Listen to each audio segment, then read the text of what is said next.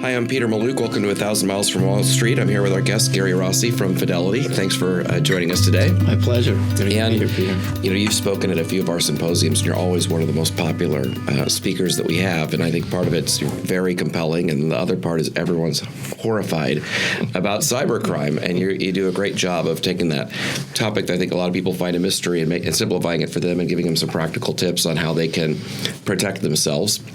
So I really appreciate you joining us today. My pleasure. I try to make it more of an empowering versus a scary situation or doom and gloom, but I think talking straight is really what we need to, so they understand how it happens, and then they can hopefully use some of the tips to protect themselves and their family. I know that a lot of people tell me, a lot of our clients tell me that that's one of the action items they get done in the first few days after they see you speak, some of the tips that you give them. So I think our listeners are going to get a lot of practical knowledge that they can implement right away. Hope so. Well, let's start with the definition of a cyber criminal. I mean, all we would think about is somebody in Eastern Europe, and I know oftentimes that's the case. But what is the definition of a cyber criminal? Well, cybersecurity, cyber fraud experts, we usually bucket it really in three groups. The first two groups I highlight aren't the ones, in my view, that they should really be worried about, but they're talked a lot about in the press. So when we talk about cyber security, cyber fraud, a lot of times people think of what's in the paper. It's Russia, it's China, it's North Korea, it's Iran, and there's no doubt they are one of the top threats. But from my perspective and what we see in the industry, that is not who typically is coming after our end customers' wealth. But I like to highlight that those are important. Let the government, let the corporate security, cyber experts at the companies pay attention to them, but don't lose sleep over those folks. And that's good news, because their sophistication, not that the cyber fraudsters that we'll talk about aren't sophisticated, but the nation states have a different mission. They're persistent, and they're off the charts as far as their talent level, but those are not the ones that I view people need to be worried about. The second group that I typically highlight are hacktivists or activists, because there's also a lot of talk sometimes in the paper on the WikiLeaks of the world. Those are not who we're seeing coming after our end clients' wealth. So the true adversary, really, who I like people to be better educated on, are the organized criminals. Like you mentioned, Peter, a lot of them are operating. The ringleaders of these criminal forms, for-profit motivated, are out of the former Soviet. So definitely Ukraine, Russia, Latvia, Lithuania, Estonia. And they're very serious. They're certainly in it for money, and they get involved in a lot of other things other than some of the examples we'll talk about. They'll get into running drugs on the internet. They'll get into child exploitation, pornography, murder for hire. They'll stop at nothing, many of these groups. But the ones that I'll focus on today are the ones that are really coming after where our customers' accounts are, their operating bank accounts, their investment accounts, et cetera. So if we talk about that specific group of people, which it's interesting, you mentioned the first group, all we hear in the news is about attacks on our trying to get secrets from our military or businesses, and the fights we're in with China now about them trying to steal cybersecurity secrets. I was at a client's facility in California, and they protect companies, bigger companies in the military, against cybercrime, and they have a war room. And they had all these red lines coming in, and they were going into military bases and mid-sized businesses, mainly in the United States. And they had all these blue lines coming in, and they were coming in more to small businesses and higher-profile individuals. And I said, well, what are the difference between the lines? And they said China and Russia. Just very different targets. But going back to the threat to our typical listener, to you and me, we know where they're mostly coming from, and what are some of their typical tactics? So one of the type of cyber crimes that we see on a regular basis, and we've been seeing this for years and years, is what we refer to as an account compromise or an account takeover. So, and they don't change their fraud schemes, by the way, that often. Once they find something that works, time is money for them, and it's repeatable. So they try to have some efficiencies, and that's one of the themes I'd love your listeners to take away is you don't have to do a lot of things, but you need to make yourself a harder target. You only need to do 2 or 3 things, and more often than not, they're going to go to the weaker link, people who don't pay close attention to good digital hygiene. So this account compromise scheme at a high level really has 2 steps. The first step is they want to gain control of end client's username and password, their credentials. That's step 1. That's usually the easier part. And step 2 is moving the money. And there's a couple different ways they'll do that, and I'll highlight one of the main ways we see there. But from the obtaining the credentials or harvesting credentials. There's a few different ways they do it. One way, an easy way for them, which is why we recommend people to have unique passwords, they'll take the data breach data from the latest data breach, and we all know that there's many more than those than we'd like to hear about. They'll take the latest data breach data, could be from the Marriott data breach that recently happened, 500 million username and passwords, or you name the one that's out there, and they'll run an automated script to bank on individuals using the same username and password for multiple things. That's one way they'll do it. Right. Second way, and probably more prevalent, is through the use of malicious software or malware. So these criminal organizations that are organized, they'll have specialty people within their organization, and some of them are coders. They'll write this malicious software. And if they get this code on their end device, and by the way, they're preying on end users and their lack of digital hygiene. Not that they don't go after corporate America, but they learned long ago that the weak link is us. Right. So if it gets on end devices, and it's not just desktops, laptops, tablets, they go after smartphones as well. When that device is prompted to go to a financial service institution, that's when it captures the username and password and it gets sent over to a computer where the cyber criminal is. They'll test out to see if they can get in. And that individual's job is to harvest these username and passwords. And if I'm the owner of one of these rings, I'm going to pay them if their code works. So if you put in some mechanisms that they can't get in after you use that first username and password, you're going to be much better off. So you're saying that they send you an email and they say, and they mimic maybe you're a bank or something, say, hey, I need you to click this and download this, and you click that, and now they're on your computer. Correct. That's one of the ways. So there's two ways that we typically talk about. One is the wide net or indiscriminate targeting. That's where they don't know the specific name of the victim or their wealth, and they'll cast the wide net. So your example would be a phishing email. So it'll be a trusted source. They'll sign up for those services oftentimes to see how that company interacts. They'll mirror that communication, but then they'll put in, click on this link to update a software, click on this link to provide a particular piece of personal data. So one theme to put in the bucket of good digital hygiene is don't click on links if you don't have to. Right. Don't automatically trust a particular email or a website. So web surfing is another way. They'll lure people to go to a particular website. There's a whole cottage industry called malvertising, malware in ads. These criminals will set up a shell company and buy ad space, and you happen to visit what you think is a legitimate ad, you may be directed to a fraudster's site. They may go after sites that don't spend a lot of time and effort and money on cybersecurity. It could be things like libraries or charities or religious organizations. So it's no longer just the nefarious sites where pornography or illegal gambling sites, where that used to be where more of this, the malicious software was at. They're very diabolical in how they trick us into going to their sites. That's one of the ways, indiscriminate targeting. The other way is specific targeting. This is where they'll develop lists of who people that they think have wealth will fall prey to their scam. They'll refer to this as the whaling technique. So people they think are big fish. Easy for them to buy these lists, maybe just sort by a zip code based on property values. And then what they do is they'll develop a profile or a dossier. They will do some due diligence through basic desktop research. So they'll acquire all kinds of different personal data, from date of birth, social security number, cell phone records, email addresses, and they'll develop this profile and try to figure out what are their passions. They'll pull at their heartstrings, and this is where they'll send what we refer to in the industry as a spear phishing email. Spear being the email, going after the big fish. And they'll find out, where do their kids go to school? Or where do their grandkids go to school? What is their alma mater? What's their favorite charity? We all put out information in social media or the digital world for well-intended purposes, and sometimes these adversaries will use that against us where they craft these spear phishing emails. So then if you happen to click on a particular link or a photo or a document within a very customized email, you'd be susceptible to getting their malware. So that's one of the other ways that they deliver the malware. So step number one, don't click on links, right? What would be another practical thing that people could do to just decrease the odds of being a victim?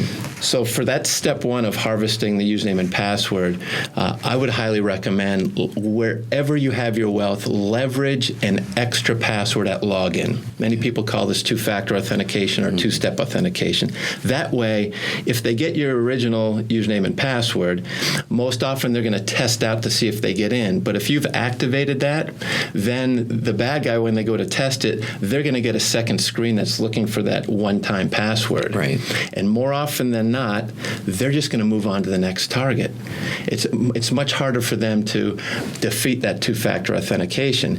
And one of the reasons, I believe that it's a good control is most of the studies show more often than not, it's in the single digits that people actually take advantage of it. So if they have 100 people on a list and 2 or 3 or 4% are the only ones doing the two-factor, they know just to move on to the next person. So you don't have to do a lot of things, but I grew up in Burlington, Vermont, and we had a saying there, you don't need to outrun the bear, but you need to do a few things to make yourself a less attractive target, and that would be one of them.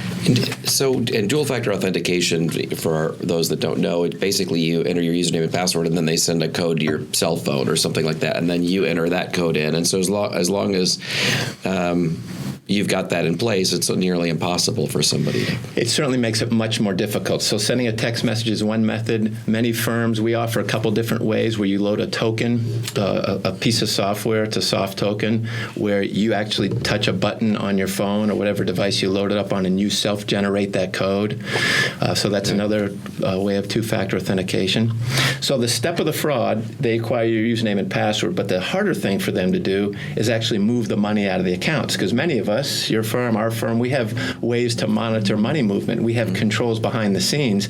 So what they try to do is they'll oftentimes try to open up an account in a customer's name. So they go back to that dossier or the profile that they would have created, and now they log on to a financial institution and they try to create an account in this individual's name. They're trying to defraud. So they have their name, their address, their date of birth, their social security number, and they'll log into that particular, say it's a bank, and they'll log into it and go to the profile page, open up an online account, and they have the right information. Now what happens is, by law, we all have to know our customer. That institution is supposed to check with one of the 3 credit bureaus, Equifax, TransUnion, or Experian, to make sure that they know their customer. And what happens is they're supposed to send a welcoming letter or a account opening document to the address on file. And I don't know about your household, right, but I know my household, we get all kinds of junk mail and catalogs, and if it isn't an institution that we're used to dealing with, sometimes that'll go into the shredder. So in my view, that control isn't as effective as it used to be. So in any event, this account oftentimes will get opened up, and if it's in that first name, now it's a first-party transaction. If they have the username and password from stealing their credentials, they can log into their real accounts and see what the wealth is. Then they log into a new account that's in that individual's name. Now it's a first-party transaction, and now they can do what's called an EFT, an electronic funds transfer, or they try to stay under the radar. They may pull $5,000 or $10,000 same day, and then have standing instructions to wire that funds, typically overseas, to accounts they control. They refer to them as money mule accounts, and they go to the ringleader, whatever country they're in. One of the best ways to protect against that is if you freeze your credit. That way, that would significantly hamper a fraudster opening up an account in your name, because that institution has to check with one of the 3 credit bureaus. So if, as the bad guy's trying to operate as them online, that institution that they're opening the account has to check with Equifax, TransUnion, or Experian. If you've frozen your credit, that significantly reduces the risk from them being able to do that, because they're not going to have the PIN to unlock that account. Right. So that'd be the second thing. What do you think of password programs? And those are becoming more and more popular. I'm a fan of password managers, but I'm a fan of ones that you use their security properly. So two-factor authentication. I would never use a password manager unless I leverage an extra password at login, because if the adversary can see that you have a password manager, that's the keys of the kingdom. So I would pick one that has highly rated security and leverage the two-factor authentication. But that's an excellent way to be able to store and generate unique passwords, because the scenario I described earlier, they refer to that as credential stuffing. If you're using the same username and password for multiple things, that's a problem. So if you have a password manager, you can leverage that to help just you make organize. sure it's got the dual-factor authentication as part of it. How do you feel about? I saw you speak a couple times about using just a completely separate computer for financial institutions. Can you speak to that a little bit? Sure. So the third thing that I usually talk about, definitely two-factor in my view, is the first thing to do. Freeze the credit. If you want to create a scenario that reduces the risk of getting malware, and the two ways that I mentioned before, that they would attempt to get this credential-stealing malware is through the use of email, so phishing email, spear phishing email, and through web surfing. What my wife and I do, is we have a dedicated device. So when we're logging into the accounts we care about, where our wealth is, we break out a separate device, and we don't do the two things that would expose us the most to malware. With that device, we never email with it, ever, full stop, and we never web surf with it, ever, full stop. We use a different device to conduct our email business. We use a different device to surf the web, shop Amazon, check social media. So as long as you connect this device to a network that you control, so say it's your home network, that you have some level of password protection, or a router that you've set up that network, or you use your company's network that has a level of security, or use your data plan to log in with that dedicated device, you'd be much better off where you're not exposing yourself to the malware I described. And there's other nasty malware out there as well. So I like to have some confidence that the device I'm using to log into my financial accounts is best protected. I think that's a great tip. There's one other common scheme that we're seeing, if you don't mind please. highlighting. This is what we refer to as the business email compromise, or the email account compromise. So this is where the fraudsters take over someone's email. And one of the more common ways that they do that is they bank on many of us using the same username and password for our email that we do for other accounts. And many of us have set up our email years and years ago when you probably don't remember what username and password we used. Right. So if you happen to unfortunately use the same one that you did where there was a data breach, they're very successful in getting into folks' email. And if they can read your email, it creates a whole swath of fraud opportunities for them. So from a personal level, many of us will correspond with, say, a real estate broker or a car dealership or whatever the business transaction, or with an advisor. And if the fraudster can read, here's a business transaction that's happening, then they'll wait till the very end where there's going to be a disbursement of funds. They'll log into that individual's email and send instructions to whoever, say it's an escrow agent or an attorney, say, please wire the funds to this account that I just set up, and they have some level of exigent circumstances.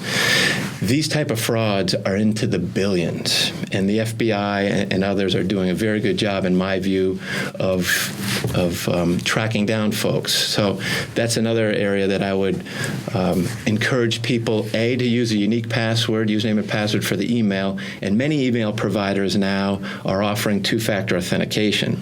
So, for example, if you have a Gmail account, Google happens to use something called a Google Authenticator, where you can hit a button and you get a 6-digit one-time code to log into your email, and it's a much better way to protect your email. That's great. Those are great tips.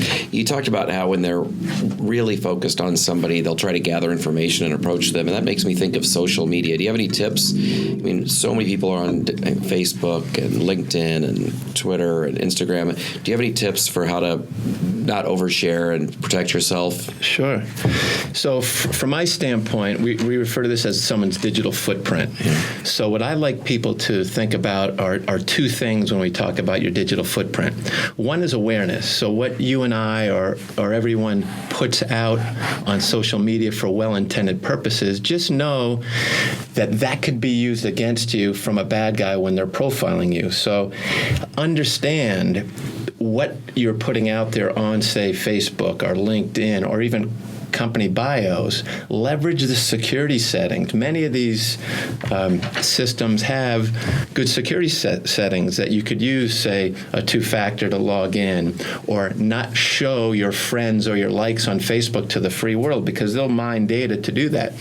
So I'm not saying don't use social media, but just use it with your eyes open, leverage the security settings. And equally important, in my view, is have consistency.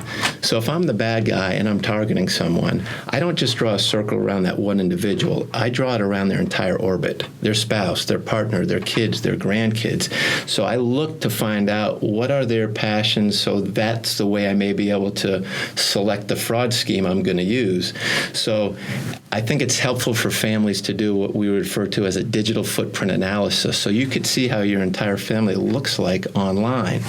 And if you want to operate at a level of discretion as, say, the parent or the individual that is the wealth accumulator, that's all well and good. But if everyone in your family doesn't have the same level of discretion, you could be exposed. So it's worth doing a detailed digital footprint analysis and then having an awareness, so then you can decide as a family, here's how we're going to operate, or here's the security settings.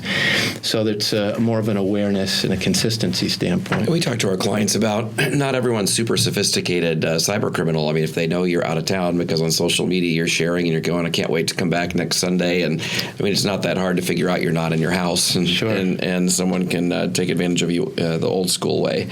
How do you suggest we talk to our families about cyber security? Well, I think a lot of it has to do with understanding where you have your wealth first, and make sure you're leveraging the security settings that are offered to you, because many of us have a lot of good education tools on our website, and many corporations like ours do a number of things to protect behind the scenes, but there's things that proactively you can do as individuals and as families. So some of it is at login. Make sure you use that extra password. Some of it is to leverage alerts. Virtually all of us have some level of alert functionality where you can get an email or a text alerting you to what could be potential suspicious activity. Some of the things we talked about on the digital footprint is understanding advertising vacation plans by posting photos when you're on vacation. I think it's nice. I love my family to take photos on vacation, but turning off the location services on your photo apps is probably a good idea, because some people, it's not that hard to understand that there's metadata underneath those photos, and someone can check the properties out, and then they may know the latitude and longitude, the date and time of those photos. Or even an out-of-office email message advertising you're out of the country for a couple weeks. Is you want to just be aware of what you're doing there. So for me, it's more of an awareness standpoint and taking advantage of things. So you can do a couple things proactively to protect yourself, and then leverage what's available to you on what's important to the bad guys. What's important to the bad guys are the financial accounts, our social media accounts, our emails, your phones. It's helpful to take control of understanding what security settings on your phone that you can have. So it's more about protecting your data and understanding what's out there. You don't have to do 100 things, but if you do just a couple, 2 or 3 things to make yourself a harder target, you'll be better off. Yeah, it sounds like just following the 3 or 4 of the tips you gave reduce your odds of being a victim by about 90+% just by making it a little harder, let them move on to the next person. Exactly. So if our listeners wanted to learn more, what resources could we point them to? I think particularly corporate websites. We have a security center on ours, and we have a lot of data that we put out there. So I would leverage where you have your wealth and make sure that you understand what's at your fingertips. If you have something happen to yourselves, I would report it. Deal with your advisors directly. If you have something happen from a standpoint where you see something as suspicious, let people know and make sure you report it. I wouldn't hesitate taking the opportunity to work with law enforcement. There's many websites out there as well. The Federal Trade Commission does a nice job of putting out information. There's an Identity Theft Assistance Center that's out there. So I think there's many things that are at fingertips to provide helpful information and awareness. All right. If you would just sum up the couple things our folks should do in the next 24 hours to make themselves more secure, how would you knock those out? I would have this concept of good cyber hygiene and a number of things to go in that bucket. Without question, leverage an extra password at login. So two-factor authentication, particularly where your wealth is. I would try to secure your email accounts as well. I like people to freeze their credit that way, and not just you as an individual, but your partner, your spouse, your kids. That will significantly hamper someone open up accounts in your name. Leveraging a separate device, I think, is a smart way to protect yourself from exposing yourself to malware.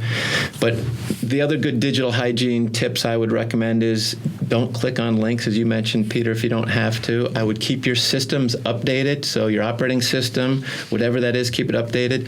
Antivirus and spyware protection, I think, is helpful, but make sure you keep that updated as well.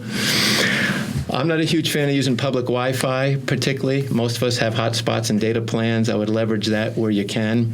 Okay.